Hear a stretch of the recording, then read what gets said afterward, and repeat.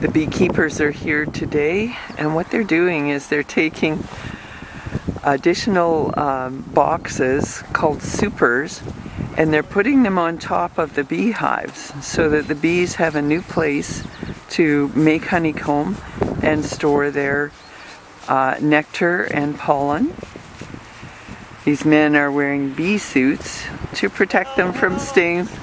Hola!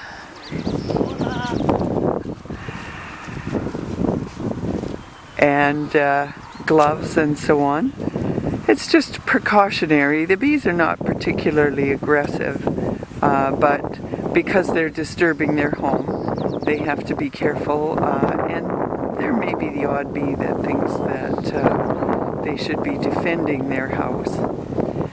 See, they stack the supers over top of the original beehives that came in a few days ago.